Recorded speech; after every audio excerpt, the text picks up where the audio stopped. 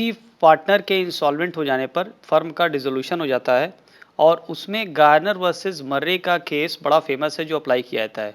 तो क्या है ये गार्नर वर्सेस मर्रे का केस और इस केस में क्या डिसीजन दिया गया था और इस गार्नर वर्सेस मर्रे रूल को इंडिया में किस तरीके से अप्लाई किया जाता है, आज की वीडियो का डिस्कशन है। तो चलिए शुरू करते हैं। अगर आपने मेरे चैनल को अभी तक सब्सक्राइब नहीं किया है तो इसको सब्सक्राइब कर लें और बेल आइकन को प्रेस कर दें ताकि मेरी हर वीडियो की नोटिफिकेशन मिल जाए। Subject to contract between the partners, a firm is dissolved by the adjudication of a partner as an insolvent. किसी पार्टनर को अगर इंसॉल्वेंट डिक्लेयर कर दिया जाए तो उस केस में फर्म का डिसोल्यूशन हो जाता है। Section 42D of the Indian partnership act 1932 ये कहता है, if a firm is to be dissolved by the insolvency of a partner, the deficiency of the insolvent partner is borne by the solvent partner.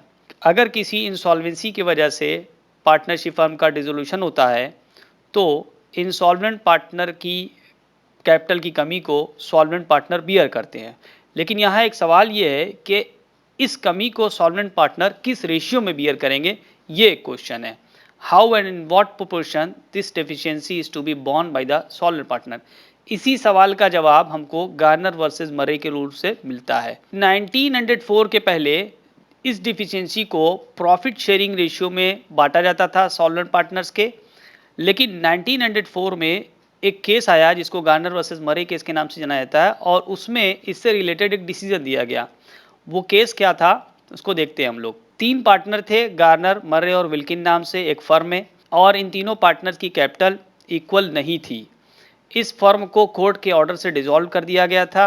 इसमें Wilkins नाम का जो partner था वो insolvent हो गया था और कुछ भी देने के लिए इनकैपेबल था, असमर्थ था। ये फाइनेंशियल पोजीशन थी। मरे की कैपिटल 314, कैश उस फर्म का था 1916। विल्किंस चूंकि दिवालिया हो चुका था उसकी कैपिटल निगेटिव में थी, वो थी 263, इसी की वजह से फर्म डिसॉल्व हुई थी। और लॉस ऑन रियलाइजेशन हुआ था 635 पाउंड का। ये सब पाउंड में है क्योंकि ये ब्रिटिश का केस है। अब यहाँ पर देखिए कि section 44 of the British partnership act 1890, जिस तरह से इंडियन पार्टनरशिप एक्ट है 1932, उसके पहले ब्रिटिश पार्टनरशिप एक्ट 1890 था एक, उसके सेक्शन 44 में ये बात कही गई थी कि Wilkins deficiency of 263 was treated as loss on realisation. ये जो विल्किंस की डिफिशियंसी है, कमी है 263 पाउंड की, इसको भी लॉस ऑन रियलाइजेशन माना गया था ब्रिटिश पार्टनरशिप एक्ट 1890 के हिसाब से। तो इस तरीके से टोटल लॉस ऑन रियलाइजेशन हो गया 263 प्लस 635 यानी 898 पाउंड का। ये टोटल लॉस ऑन रियलाइजेशन हो गया। इस लॉस को सॉल्वेंट पार्टनर्स के प्रॉफिट शेयरिंग रेशियो में बांटा जाना था। अगर इसको प्रॉफिट शेयरिंग रेशियो में बांटा जाएगा जो कि इक्वल था तो वो हो जाता 898 डिवाइडेड बाई 2, 2 लोगों में बांटेंगे तो वो एक आदमी का होता 449, 449 पाउंड एक पार्टनर का होता बियर करने के लिए। अब यहाँ पर देखें कि 449 पाउंड एक पार्टनर का हो रहा है तो गार्नर के लिए तो ठीक है, वो बियर कर सकता है आसानी से, 2500 उसका अमाउंट है यहाँ पर कैपिटल है, जबकि मरे के लिए सिर्फ 314 पाउंड ही है। ये इंसॉल्वेंट नहीं है लेकिन इसकी कैपिटल काफ़ी कम है। तो अब मरे को 449 करने के लिए यानी इस लॉस को बियर करने के लिए अपने पास से 135 पाउंड को लाना पड़ेगा। तो ये 135 पाउंड मरे भी लेकर के आएगा ताकि उसका जो लॉस है 449 का वो पूरा हो सके। और ये 135 किसको दिया जाएगा, ये गार्नर को दिया जाएगा क्योंकि मरे ला रहा है, विल्किंस से कोई मतलब नहीं हो तो ऑलरेडी इंसॉल्वेंट हो चुका है, तो ये अमाउंट गार्नर को ही दिया जाना था। और उसके साथ ही साथ ये जो 1916 का कैश है ये भी गार्नर को मिल जाएगा। आप सोच रहे होंगे कि ये क्यों ऐसा है।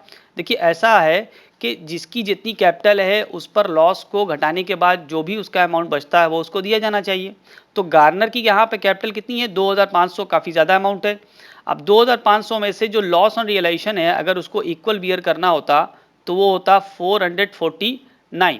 तो 449 अगर इसमें से माइनस कर दिया जाए इसकी कैपिटल में से तो बचेगा कितना, 2051, 2051 बचेगा।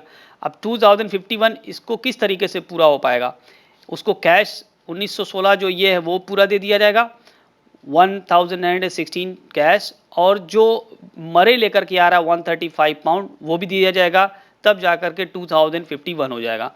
तो ये 1916 और ये 135 ये दोनों मिला करके उसका 2051 हो जाएगा तो उसको मिल जाता उसको जितना हिस्सा था। इस बात पर लेकिन जो जज थे वो तैयार नहीं हुए। उन्होंने कहा कि ऐसा नहीं होना चाहिए and they decided to share this deficiency in the capital ratio. और उन्होंने कहा नहीं, ये जो इक्वल वाला डिस्ट्रीब्यूशन है यानी प्रॉफिट शेयरिंग रेशियो में नहीं होना चाहिए, बल्कि उनकी कैपिटल रेशियो में बांटा जाना चाहिए। अब डिसीजन क्या था वो देखते हैं हम लोग इसको point wise. In the absence of any agreement to the contrary, the deficiency of the insolvent partner's capital account must be borne by the solvent partners in proportion of their last agreed capital. अगर किसी insolvent partners की कोई कमी है, deficiency है, तो उसको solvent partners के लास्ट एग्रीड कैपिटल में बांटा जाएगा, यानी जो बिल्कुल आखिर में जो कैपिटल हुई है उस कैपिटल के रेशियो में बांटा जाना है। लेकिन ये भी बात समझ लीजिए कि पार्टनरशिप फर्म में कभी कभी फिक्स्ड कैपिटल मेथड और कभी फ्लक्चुएटिंग कैपिटल मेथड अपनाया जाता है, तो दोनों के केस में कैपिटल अलग अलग होती है। अगर पार्टनर्स की कैपिटल फिक्स्ड हो तब क्या किया जाएगा? If capital accounts of the partners are fixed throughout the existence of the partnership, the original capitals of the solvent partner will be used as the basis for the division of the insolvent partner's deficiency. Original capital को ही आप basis लेंगे, क्योंकि fixed capital के case में capital बदली नहीं जाती है। जो कैपिटल शुरू में होती है वही कैपिटल आखिर तक होती है, तो इसमें कोई प्रॉब्लम नहीं है। बिल्कुल वही कैपिटल आप ले लेंगे, उसी कैपिटल का आप रेशियो निकाल लेंगे जो शुरू में थी, यानी ओरिजिनल कैपिटल थी। लेकिन अगर कैपिटल फ्लक्चुएटिंग होगी तो उसमें क्या करेंगे? उसमें आपको एडजस्टिंग कैपिटल लेनी पड़ेगी। अगर कैपिटल फ्लक्चुएटिंग है तो उस कैपिटल को लेंगे जो एडजस्टमेंट के बाद आती है। क्या चीज़ का एडजस्टमेंट करना होगा? जनरल रिजर्व का एडजस्टमेंट करना होगा और अनडिस्ट्रीब्यूटेड प्रॉफिट का एडजस्टमेंट करना होगा, यानी ये दोनों चीज़ों को आपको कैपिटल में ऐड करना पड़ेगा। लेकिन before taking into consideration loss on realisation, loss on realisation को कंसिडर नहीं करेंगे, यानी सिर्फ ये रिजर्व और ये प्रॉफिट को ऐड कर देंगे, जबकि इस लॉस को आप नहीं घटाएंगे, माइनस नहीं करेंगे। ठीक है, तो रिजर्व और अनडिस्ट्रीब्यूटेड प्रॉफिट ऐड करने के बाद जो कैपिटल आएगी उस कैपिटल का रेशियो निकाला जाएगा। और एक बात ये भी है इसी गार्नर वर्सेस मर्रे रूल में, जो कि ब्रिटिश का रूल है, ब्रिटिश लॉ के अकॉर्डिंग मैं बता रहा हूँ। Another point of decision was that solvent partners will bring their share of loss on realisation in cash.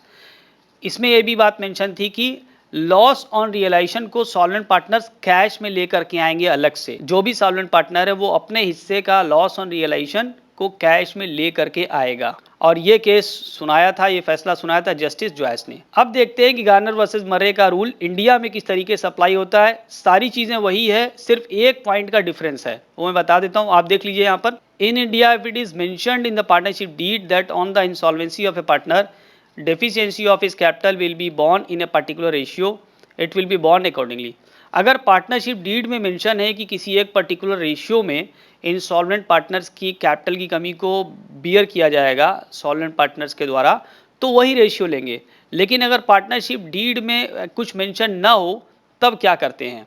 तब ये देखते हैं कि इंसॉल्वेंट पार्टनर्स की कैपिटल की कमी को उन सॉल्वेंट पार्टनर्स कैपिटल रेशियो में बांटेंगे, but they should not bring the loss on realisation in cash. यही फर्क है, solvent partner loss on realisation को कैश में नहीं लाएंगे, ये इंडियन रूल में होता है, जबकि ब्रिटिश रूल में वो ले आते हैं, यही फर्क है।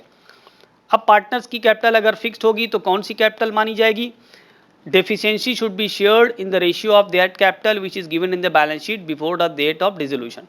डिसोल्यूशन के पहले जो बैलेंस शीट में कैपिटल दी होती है उसको ही सिर्फ लिया जाएगा, वही कैपिटल मानी जाएगी डिस्ट्रीब्यूशन के लिए। लेकिन अगर कैपिटल फ्लक्चुएटिंग होगी तब उसमें कौन सी कैपिटल ली जाएगी? तब उसमें एडजस्टेड कैपिटल ली जाएगी, और उस एडजस्टेड कैपिटल के लिए आपको रिजर्व और अनडिस्ट्रीब्यूटेड प्रॉफिट को ऐड करना पड़ेगा, लेकिन before taking into consideration the loss on realisation. ये वाला पॉइंट बिल्कुल सेम है, उसी तरीके से है, कोई इसमें डिफरेंस नहीं है।